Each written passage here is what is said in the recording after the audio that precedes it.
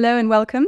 I'm Lata Lichtenstein from PMCG, and today you're listening to the latest episode of Podcasting Progress, a series that gives you a closer look at PMCG's work, our people, and areas of expertise and our interests.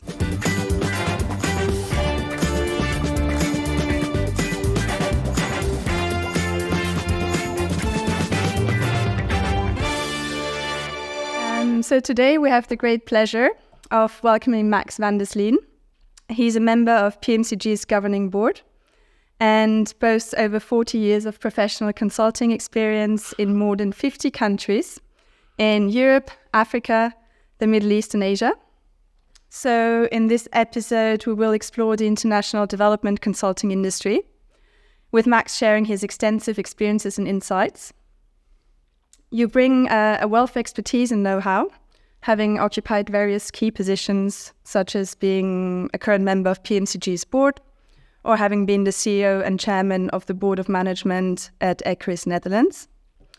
And in addition, you have worked for the Netherlands Economic Institute and successfully worked on port infrastructure, rural development, environmental protection, water infrastructure, and economic cooperation policies. Well, after 40 years, I have to work on something, isn't it? As you can expect, I've done quite a range of things. Yes. No, that's true. It's quite an interesting array of different topics there. Yeah.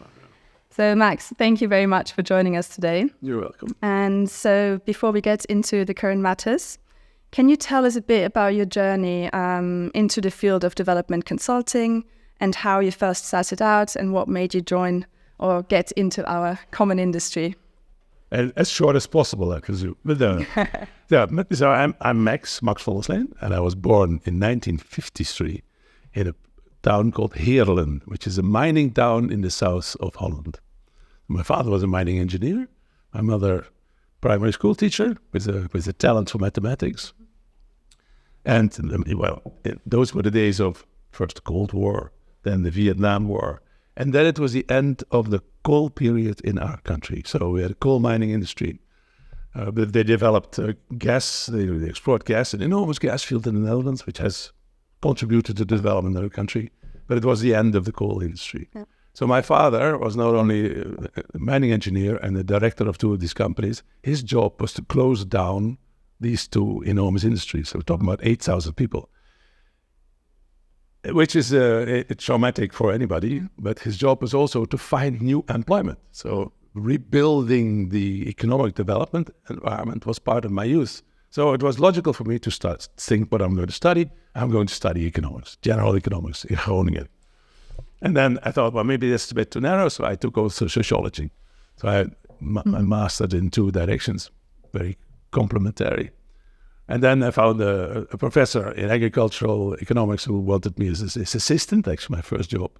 And he had a specialty, which was Russian agriculture, or better said, Soviet agriculture. Mm-hmm. And as a side issue, Soviet dissidents and detectives.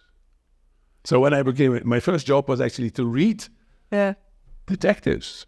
I had to get one lecture a year peasant agriculture, but for the rest, he came with a stack of books. He said, at no time, you read, tell me what I'm reading. When he died, he left me enormous amounts of textbooks on Russian agriculture and his complete collection of detectives. Oh, wow. So whenever I'm traveling, I take detectives. Yeah. Okay. Now, so the economics, I studied economics. At that time, my main question was, where do I want to work? I mean, this is at the end of the 70s, 71 to 78. And with all the history, it was clear to me, I didn't want to work in the industrial military complex. No way. Where do I want to work? I didn't want to work in a government, because that was part of this industrial military complex. There was only one organization that I thought was giving hope to the world, which was the United Nations program. So I applied for the United Nations, and I was lucky. After studying development economics in England for a year, because I had to wait, they posted me in South Korea. And South Korea at that time was a rapidly developing countries with lots of developing consulting work from the World Bank especially. So World Bank, but also UNIDO and all the other international development agencies focus on this successful country. It was the last few years of the development aid at that time. That was very interesting. But I soon realized that sitting behind a desk is rather administrative work, whatever interesting they might put in. But there wasn't one type of person walking around. That were consultants. Developing consultants, they had the nicest job of them all. They flew in, they had to understand a job, come up with an advice, people listened to them. So I thought, if I want the future, that's what I want. So I applied for the World Bank because I came from the World Bank, and I applied for the Foundation Netherlands Economic Institute. And the Foundation Netherlands Institute was quicker. They offered me a job as a junior transport economist in a place called Beira, which is the Mozambique port master study. So that was my entrance. That's how the journey started. No, that's very interesting. And already in 2 different continents, or 3, if you count Europe, right? That went quick, but it also fitted very well because maybe why did I want to travel? Basically because of my grandfather. My grandfather was a geologist and an archaeologist. He traveled all over the world. He wrote traveling books in the 1920s, and he brought presents. So he brought arrows with poison points from the Amazon, or he brought some magical figure of Vishnu from India, or a shroud from in North American native populations. So he basically opened my world. Yes, and you got the travel fever, right? I got the travel fever, and my father was mining under the ground in one place. So he supported this travel fever. No, that's how natural. Yeah, I can imagine. So having this travel fever and having seen so many different places, what would you say was your, or is there a specific project that you would count as your most successful or? Most successful? Yeah. I think that's one of my last projects is my most successful one. Yes, my last shall I tell something about it? Sure. The project was in Tanzania, in Dar es Salaam. And we responded, me, Ecorys, I was working at the time for my own company because after my chairmanship of Ecorys, I started my own consulting company. And I worked together with Ecorys as some engineers, and we responded to a tender from a public procurement notice from the World Bank. And it was a very peculiar notice. They said, we have a problem. There's an area in Tanzania, in Dar es Salaam, which is a valley, and there is water coming through it. And it's a lot of illegal, uncontrolled migration from the rural areas to the main city. And they all go sit and settle in this river valley. But in the season that it starts raining, it is dry, and then suddenly there's a wave of water coming down this valley. So it's a flood area. And then, if the local population was alert enough, they would scramble up and sit dry. But every year, 20, 40, 60 people died, living roughly 200,000 people in there. So the government thought that was an embarrassment, an international embarrassment. You can't have people dying in the middle of your center, of your capital. So they wanted, the government had tried several times things, and the latest action they had taken was to use bulldozers, go through the valley and bulldoze away the houses of the local population. And the local population didn't take that. It's heroes, people sitting on the roof, don't ruin my house. And they managed to find a lawyer, and this lawyer basically stopped government action. And there we have a sort of stalemate. Yeah. Government wants them to move, population doesn't want to go, and it's actually a disastrous area. So the question was, is there a way you can solve this stalemate? And we had a lot of experience. So we said, we think that you should start talking to them. A participative design project. Bring people together, work out what the problems is, see if together you can come to a solution. So basically, a project design based on talks with the local population. And we were with 3 consultants. We went 6 times in the first 6 months. I mean, you go 2 weeks and you go back, in 2 weeks you go back. And the first time, I thought, well, the first people I need to know is these people who have been sitting on their roofs with their hands up. And there was an old lady, I'm really my age, we're all bad, my age, is a Muslim, very bright, and I found her. She was sitting in the local office and we were talking. I said, I'm here. And I tried to explain what I was going to do. And she smiled at me and said, why did you come and have a look at me? Her house was basically under sand from the river that had meandered over it. And she started telling her story. And I listened, and I told her what we were trying to do and invite people. And she looked at me and said, yes, why don't you come back tomorrow? And this was the beginning of an enormous, fruitful cooperation, because 9 months later, we had not only solved the problem, we had designed the project, and we had mobilized 200 million euros. Wow, that's impressive. To it in 9 months. I mean, what are we talking about? Normally you have a feasibility study that takes 9 months, and we had solved it with the way of doing it. Did it immediately start off the ground? No, because we had one small problem. That was that the president of the country, Mika Fuli, who's called, had his own investment ideas, and he had a contract with some treasurers that they would build a small island in front of the place. He had problems with corporate, so he couldn't continue. And then his wife came in, and now they're implementing the project. So from the moment of problem identification, understanding what is the behavior, trying to understand the physics, because it's a flood project, making people understand what the issues are, up to the moment that they design together the solutions, plus the financing in 9 months. I thought, that's very impressive. The clouds. Yes. Very impressive to do that in such a short time. Yeah, so it is a rare, of course, that you're lucky to have that one. But yes, I do believe that consultancy has a function in life. Yeah. No, that's true. And in such a short time, which actually leads me to my next questions. How do you balance the needs for quick results with the importance of long-term sustainability, while also how can consulting companies ensure that the projects we implement remain sustainable and provide long-term benefits for local communities? Oh, you thought about this question. Yes. How do you balance short and long-term? Well, I think short-term is normally, there are two types of short-term. So there is a actual crisis that needs a solution now, and then there's nothing wrong with the short-term solution. But in most cases, indeed, a problem has when does consulting or development consulting start? When something goes wrong. There's a problem. It's a serious problem for population group, or it doesn't fit with the objectives or whatever. You have a problem. Now, most of these problems are human-made. I mean, even climate change is a human-made problem. So it's human behavior. So the issue is, do we understand why people behave this way so that this problem arises? That is first challenge of a development consultant. Understanding, researching, trying to solve the puzzle. Do we understand why this is happening? If you reach that, then of course you can look at solutions and what are options, and is one solution better than the other, and you can have all kinds of techniques to assess to it, and then you come to the implementation part. So as a development consultant, you basically follow the full life cycle of a problem, from identification to hopefully solution.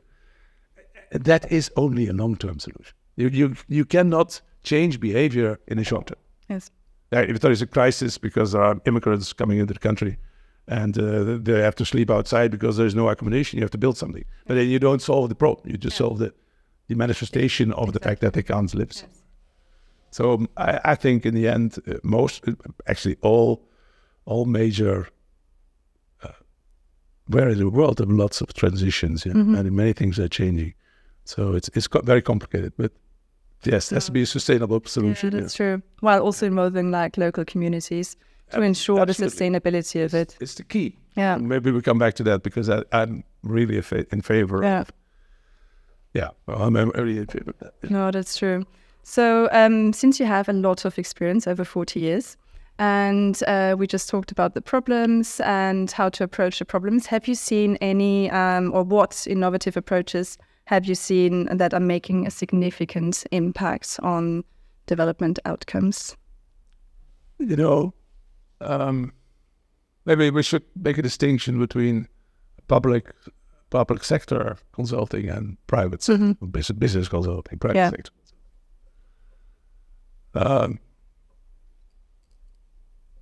in public sector consulting, basically the main task of the consultant is to help the civil servants or the organization responsible to do their job better. They're created to do this job and they can't handle it, basically. And there can be a number of reasons why they can't handle it. Maybe they're the wrong people. Okay, forget about that. Maybe there are 3 people who have not been developed enough. So it's about institutional development and capacity development. Or it can be that they don't have enough resources, or it can be that they don't have the technology, the understanding on how to deal with these projects and programs or problems. And there is quite a lot of innovation, but also innovation because of our understanding what the problem is. So if in the beginning you think the government is, everybody trusts the government and its infrastructure and we build something, okay, it's actually quite a technical thing. You just have to figure out where it is, and there is a lot of technology there. And then, what I think very important, how do we allocate the money? What are the priorities? How much do we give it? Can we make it effective? Can we make it efficient? And there are technologies for that. And the one that I've worked a lot with is called social cost benefit analysis. It's basically you have the economics, but you also have the social impact. So and how do you combine these so that you make the right choices? I think that is a very important innovation in my time. A little bit similar to the requirement for environmental impact assessment. And past projects were done, and then they realized there was the environmental impact assessment. If we look at the same issues now, the technology is broadening. We just had the latest one that we have in the Netherlands. It is about understanding the social economic impact of things. We're now talking about the broad welfare perspective. So not only about do you have an employment, it is also what is the healthy living expectation of people. It is about land development. It's about nature. It's biodiversity. So there's everything in our living environment is actually now put in the same framework for understanding what actions we can take. And there is a substantial shift, and the European Union has been very responsible. In the past, it was logical. Can't we earn any money with this? Forget about it. And the financial business case was number one. And now we're basically saying, wait a minute, biodiversity is number one. And what is possible within biodiversity to do? And that is a change. So nature has the appreciation and valuing of nature is increasing opposite the others. And that has an enormous effect on how you deal with it. So would you say that, for example, like in the past, it was more like the business case, like you said, and the financial aspect of development, and now it's been overtaken by other more tangible things like human rights, nature, and things like that? It's not only the democratized side, because that is already a first since fall of the Berlin Wall or something like that has been very important. But it's also the understanding that if I give you the choice, do you want to earn more money, or would you like to choose at this moment for more money or less work, less time? Yes. In our countries, a lot of people will say, wait, can I get more time, please? In other words, the focus on jobs, on working, on making money, the extra utility of this income is for a large group of the society not so important anymore. And now we realize that we can't provide the same level of welfare anyway. Look at all the immigrants that are coming. So there has to be other social inclusion, embedment mechanisms that make people want to live somewhere and still do this in a peaceful, secure manner. So it's not only about the focus on only unemployment and the battle for more money. There are other. I mean, I'm not saying that if you're poor, you need money, you need a job, period. Yes. That's the first one. And if you're arriving from overseas, first thing you want is a house, or at least a roof and some security. And then you want a job. Yes. Okay, different. So priorities have shifted. Yeah, priorities. And I guess the trends have changed a bit. Yeah, sure. So would you say that's one of the major trends you've seen, how the development consulting industry has changed over the last 40 years? Or would you say maybe technology and how we can leverage this in our field of work? Yeah, I think so. Good example. When in the past, when I was a junior economist, you would spend weeks collecting the data, trying to understand it, making models to simulate how ships were arriving and how big the case should be. And it was months and months of work. These days, with the information systems we have, the basic research, it's not any research. The data are there. You can, with OpenAI, whatever chat, you can get everything very quickly. So you can actually, within a few hours, if you have enough experience, you can get a fair feeling for what is possible, what is not, what is there, what is not there. So that is completely different. Where the challenge now is, it's also for me fairly new, is what can I do with these artificial intelligence technologies? It helps me quicker understand things, okay. But it's not thinking. It is helping, providing images. It is easier and quicker if with the right design tools to make maps and to show things like that.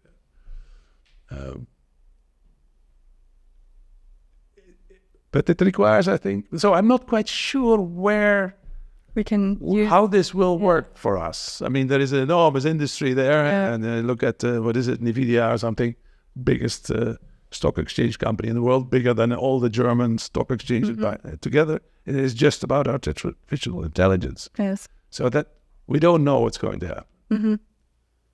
But it's definitely something we could leverage in the future, I guess. We just have to figure out in what way it might be most useful to the development consulting industry. Well, what I'm a bit afraid of, I don't know if this is all the question, but it's that we, as a society or as people, that we're, I mean, it's a bit like Rome, and we give the people games and they're happy, and in the meantime there are satellites run by Musk, and there is intelligence by Microsoft, and 6 companies who basically determine so much from our lives. It gets more and more and more. And who decides this? 6 company owners and their director teams. Yes. But how do we, I mean, think about it. Consulting engineers. We have for a new railway in the Netherlands, for instance, or whatever, the Silk Highway from China is already different, Silk Road. We spent so many studies on it, on the terrace, on the terrain, on how much it should cost, on the environmental protection, like this, on the environmental, and that's because it's public government, public money, it's taxpayers' money, that's what we're all talking about, and we want to use it as well as possible. Yes. These 6 companies have more resources than all these governments together. And they decided themselves. Yes. No feasibility studies, no thinking about, just we do that, and we think we can make some money. Yes. We are. I'm very curious, let's put it that way. Yes, what is going to happen in the next decade in that respect? Yeah, no, that's true. It's very difficult to leverage because they don't own anything. Yeah. And government is taxpayers' money, like you said, so they have to be accountable for what they're spending it for, which is actually quite interesting because then how do you see the role of public-private partnerships in this context and how you think we could leverage it for better outcomes? This is a very long question. This is a very, very... I was a member of a PPP lab in the past, in universities and some consultants, and I was there as well. Trying to figure out what we can do with PPP. Yes. How important can it be? But I think the basic is you have a public sector, you have a private sector, and there might be some activities in the middle where they might well cooperate if well structured and well organized, because that is always the point. Yes. So the first point is that the PPP is an enormous contracting challenge, and we should not kid ourselves about it. The private sector has more money, more resources, better lawyers, and it's facing a public sector which is weak. So normally these PPP constructions, unless the government has very good consultants, they're basically the losing party in the end. Yes. So that is the first one. How do you, what do you select? Balance. Now, for instance, PPP constructions in the Netherlands are about roads, about hospitals, about hospital equipment, about power generation. It's all possible. It sounds like new, Yeah. but the oldest PPP constructions are for the oil companies. Yes. You go to Persia, they find the first oil, they make an agreement with the national government on what they will produce. So it's definitely possible, beneficial for all sides. And also maybe for the social component as well, since a lot of private companies are focusing on CSR now. Yes. Maybe that could be leveraged in the future. Yeah. But CSR is I think, about trends and innovation. Yeah. At some point it was new, you had to think. Yeah. And now it's so embedded in the thinking, it's become part of the company structure. Yeah, you don't have a CSR officer anymore. Or maybe they are still there, I don't know. But basically, if you talk to HRM or you talk to the financial director, CRM is part of that portfolio. So it has been totally agreed, which is better. Yeah. Bottom line, people still, especially the bigger companies, it's still how much profit can I generate in my quarterly report to my stake, Of course. shareholders. Yes. So there is more knowledge. So in potential, we could make better choices for the future. That's why my company was called Ethical Growth 2020. Yes. When I set it up, I was naive enough to think that 10 years from now, we would have a better world. Okay. No, but the idea is clear. Yes. And the direction in a society as we would like it, and I think Georgians want this and Dutch people want it, basically the European culture of respect for human rights, respect for justice, equality, giving people chances, people security for their future. That represents a sort of a set of values, ethical values. And that, going back to PPP, that should be the basis for your PPP construction. Yes. And talking about ethical values, how do you think the international developing consulting industry can influence policy making and at the national or international level? I've thought about this because this is one of the questions that I saw before. There is a change, I think. I mean, like I said at the beginning, when I was a young man and I wanted my first job, I thought it was the United Nations Development Program. Because it had, all the right values and all the right targets. That type of commitment is slowly disappearing. It's more, European Union has been very strong on this, but more and more money is actually, it's called economic cooperation. It's not anymore, it's economic cooperation. The logic is there that you don't want to, I mean, how do you make sure that you do something that somebody wants? So it's economic cooperation, both think about it. That's good. Yeah. So dialogue-based approaches, whatever. But to really have an influence, the consultant has to have its own influence on the client. In other words, there must be a relationship of trust, which has to be built up. Otherwise, people don't listen. Now, what you see more and more in that's quite a large part of the developing cooperation work is sort of a tender that somebody has written, and then they want the cheapest bid, which is acceptable, and then you're supposed to implement it. You can only hope that the project is relevant. Yes. But if you, with your own expertise, we actually know more about the subject and more about the problems than the client. But they don't listen. Yes. So there is this is an interesting issue. The standing of a developing consultant in the eyes of the client. And that is something that goes like this. And the beginning, Foundation Netherlands Economic Institute, I mean, we knew, they didn't. Yes. We had the information, they didn't. We could plan, they didn't. Yes. That is over. So it is more, okay, just like I mentioned before. Let's take a simple example. Energy production. not generation, so energy generation, not the distribution, energy generation. You have a lot of hydropower here. So it would be logical, if you look at the future, of course, electricity demand will explode. Double, Yes. 4 times. So where are you going to get it from? Are you going to have solar or have you nuclear? No, hydro. Why not hydro? Well, why not hydro? Because hydro has a lot of negative associations from people. So the task of what a consultant can do, what a government doesn't, the consultant can do is say, look, we're going to have these discussions with the local population. We're going to explain it. We'll do the marketing for you. We'll show, first we'll analyze, understand whether it's a good idea, this place or another location.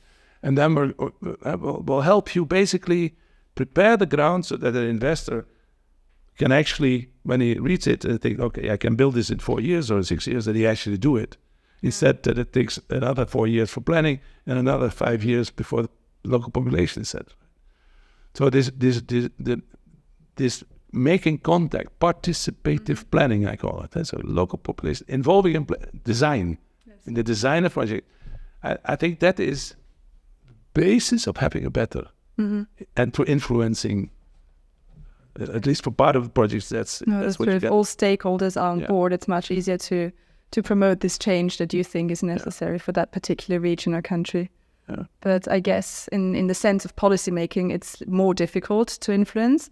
So I think maybe it's easier to how do we as consulting development consultants contribute to economic growth in the region rather than changes in policy making. Policy making is also possible. It's tradition, of course. It's institutional development, the capacity building. Yes. So it's also accepted, and it's unavoidable because the government, maybe they get new challenges. They can't just put poor people in it. Yeah, they can, but if people don't know either. So the knowledge is needed, and that is what, of course, this development consultant does. Is mobilizing knowledge, and it passes this on. It's just a question on how do you do this as efficiently as possible, and how do you make sure that you're not passing it on because you saw that it is somewhere well worked. Now it has to be tailor-made. Yeah, you copy-paste it. Yeah, copy-pasting doesn't work. Yeah. And okay. And it's quite dangerous to... Well, anyway, the procurement policies get more difficult for accountability purposes, but it doesn't help the quality side. No, that's true. Ask me something that is more... some positive thing. More positive. Yes, I was going to go into the copy-pasting scenario and talking about Ukraine at this moment. How important do you think is international development, like in the situation in Ukraine, especially if we draw, for example, parallels to the Netherlands Economic Institute and how the Netherlands was basically rebuilt after World War II? Well, the simple answer is that you can only rebuild when there is peace and security. So that is step one. And nobody knows whether this will be 2 years or 10 years. There will be how many hundreds of thousands of people will die and get wounded in the process. But okay, let's take the most optimistic scenario, and 2 years from now there's sort of a truce and there is a sort of agreement, they stop fighting anyway. And then I think it's essential Ukraine becomes part of the European Union. So the EU accession process is not a debate anymore. We started it, but anyway, that's the perspective of the country. That will make an enormous difference because, well, you mean, how many hundreds of thousands of ruined families are we going to have in the Ukraine? I mean, there must be somewhere feeling that there is a safe haven and there is a future and that there is sport and so forth. So I think back to the Netherlands after the Second World War, it was Marshall Aid, it was American aid, and this Marshall Aid, there was money, and the question just was, where does it go? What do we do? So they needed a new planning concept. They had to understand what are the main priorities, and that is what in those days NEI did. It's now normal that every country has its own planning organization, etc. But consultants play a main role. Yes. And the main program will be EU accession program. And the EU accession program is basically 20 dossiers where Ukraine is expected to understand and basically harmonize with the way that Europe does things. Exactly. So a lot of work will be. There's a lot of work, enormous amount of work. Not only for those rules and demands from the European Union, I guess. Yeah, so it's not only rebuilding the infrastructure and houses and our hospitals. It's also how can we communicate better in the future? That's what it's all about. So it's important, very important. Yeah. And so Max, you were talking a lot about local capabilities and local capacity, local institutions. Can you tell us or elaborate a bit more on why it is so important and what results it would and should bring in general? The fact that why it's important, I have to explain. Yes. That one of the challenges with working with local municipalities depends a bit on the political system you have. But normally the local politics are, to a large extent, driven by local entrepreneurs. Mm-hmm. So you come to a local municipal government which is actually dominated by people who own the environment, who own the land, who own the shops, who provide the services. With all respect for entrepreneurs, it is not necessarily so that the interest of entrepreneurs is also the interest of this community. So one of the first things for a consultant is to understand the power structure. Mm. Who are the stakeholders? What are their assessments? Before you even get the chance to try and say, all right, if I want to change something, and this change of behavior, what are the leverages? So the leaders, with whom do I have to talk? What? So it is a lot of politics, preferably backed up by good science, by good research, and by good knowledge. Because in the end, of course, also the entrepreneurs want their more growth, more welfare, cleaner environment. We all have this at this meta level. We share the same goals. Mm-hmm. It's just that the way to get there, it can be different. And then it's the task of a local consultant, if he has a chance, to see if the way to get there what is the most positive. No, that's true. And I guess you need a lot of diplomatic finesse as well to succeed. A lot of local knowledge and a lot of local trust. Mm-hmm. No, that's true. But it's a spectacular field. Yeah. And interesting is that there is, of course, also in Europe, there's a lot of matching. Yeah. So from bring whatever the city of France is a small city in France or a small city in connection with another small city, exchange. See how have you dealt with waste management? How has you dealt with sanitation? How has you things like that? No, that's very important because otherwise you duplicate things, and maybe it would have been faster and easier if you had this knowledge. It's the same as to do something. Is something impossible in 9 months, or you take 10 years? Yes, exactly. And that is about motivated people who also understand the importance of lessons learned from other projects. Just maybe looking at the development industry more broadly, what do you think are the biggest challenges in this area today, and how can we overcome those? Or maybe with an example of what was the biggest challenge you faced in the past and how you faced it. And then in more general terms, what do you think the industry is facing nowadays? Challenges of the development industry. Many. Can you imagine? I think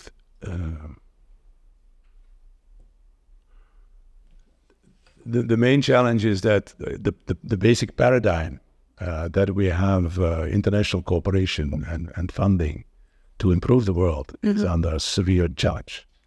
Yes. Yeah, it's first of all, we don't have one world anymore. There's more and more polarized. Politics are closer. If you talk about economic cooperation, something else than development cooperation. So it's not that easy. At the same time, we have, as a world, we have public goods issues here, climate change, biodiversity, nature, safety and security. So there are enormous tasks for the world as a whole, and therefore also for this development. So there is the need for it is clear, no doubt, no doubt. And as a young person, just choose the field that you think is important, or you want to contribute, and go for it. But the challenge there is that governments are not really trusted anymore. Yes. And that they have lost the monopoly of power. Monopoly of power we talked about before. I mean, if we look at the WHO, which is the World Health Organization, very useful organization. I don't know about the finance, but I do know that Bill Gates is the main funder for work in this field. Now, Bill Gates is probably one of my heroes. Why? Because he's not paying any taxes, of course, in America, but at least he uses part of his funds, or half of it, or all of it, to try to do something useful. And in a field that I recognize, education, health, Also through his foundation, Bill and Melinda Gates. through the bill, yes, exactly. So that is great stuff. So second recommendation for any young people, write them a letter, see if you can work for them. I mean, it's said it helps if you work for somebody. It's positive, and there is money. But there are, okay. So they don't have the monopoly anymore. And the international monopoly of joining something and doing something together, like the Paris Accords, is great. I mean, it's great that it exists. But it's very difficult to go from words to commitment. I mean, you need not only greater to work, but you need to, and people, Extinction Rebellion. I mean, it's a constant battle. Now, in consultancy, I think it is just a question. Try to understand. I mean, this is an important issue, this climate change. So try to understand how it actually works. I mean, it helps so much if you at least understand the substance of the question. And it's not just, we have to do something about climate change. So it helps, I think. The distrust in government is not only loss of power, but it's also actual distrust. Doesn't make it easier for development cooperation. So I think the funds will reduce. Yes. Yeah. Worldwide, the funds will reduce. Problems will increase, funds will reduce.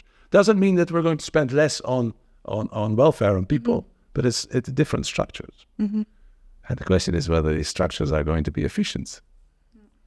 So I hope that also the developing consulting industry will develop new, assistance tools. Find new ways of, That's true. That's true. And also, regarding, you spoke a lot about biodiversity and climate. There's no doubt. Social welfare. What do you think are other priorities that are going to hit or are going to become increasingly important for the development consulting industry? I think it's all the basics of life, whether that is energy or as water. There is so much, and that has to be improved. The question is, if we're talking about influence, to what extent can development work, strengthen other, this is the activist side of me. I believe that if a government doesn't do its job, it should go to court and challenge the government so that they're forced to follow the international laws. This is not a developing company. If you can't, because you'll be on the blacklist of everybody. You will never get a project again. Yeah. But the interesting thing is these organizations and these NGOs have knowledge. So if you're in a position where you're asked to come up with policies on environmental greening houses or heat resistancy, whatever, that's where the knowledge is. More than in the engineering. So there is a good way of cooperating, the possibility of cooperating. And would you say then, because you mentioned knowledge a lot, that legal knowledge is one of the key skills and competencies for future development consultants? Yes. Any other topics that would be a key competency? AI. But we don't know it yet, but I presume that will be there. Yes. Yeah, definitely. Technology, legal knowledge. Yeah, and public participation. Yes. And it's interesting. There are very few, there are individual moderators, or there are whatever you want to call it, facilitators, or very important, because this transition, all these transitions, all these changes require, we talked about it before, people behaving differently. They first have to understand. They have the narrative in their minds has to change. Yeah. So you need to come up with new stories. So PR, marketing, it's not to sell things better. It is to help people understand better. Raise awareness. So actually, PR and marketing, which in the past I thought, what a chunk. Now I realize that, wait a minute, we need tools to influence how people think, Yes. what ideas they have, and what stories they hold on to. So PR and marketing has increased in my, not because of you two, increased in my appreciation of what Yeah, you say. to foster bottom-up change as well. Yeah. No, that's true. Great. So before closing, any advice for young professionals on who are just starting out in this field? Yes.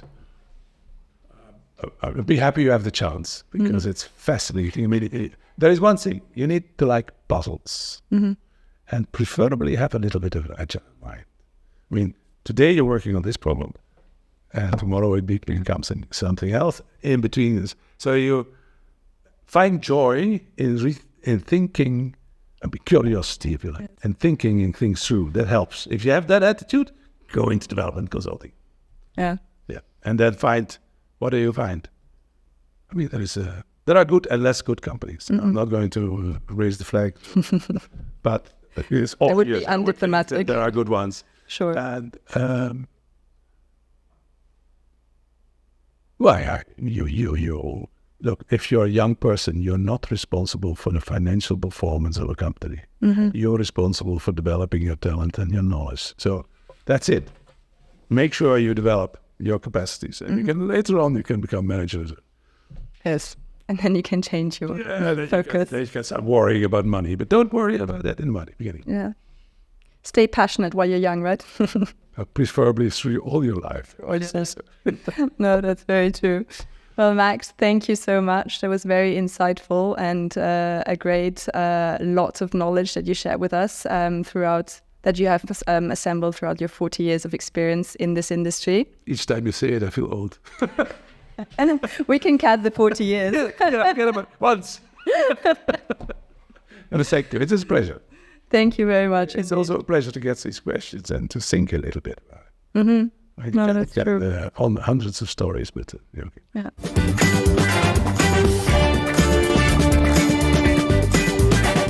Thank you for tuning in into Podcasting Progress. If you enjoyed this episode, please subscribe to our podcast on your favorite platforms, Spotify, Apple Podcasts, YouTube, or check out our website. And follow us on social media to stay updated on our latest episodes and PMCG's ongoing work. And until next time, I'm Lata from PMCG, and this has been Podcasting Progress. Thank you.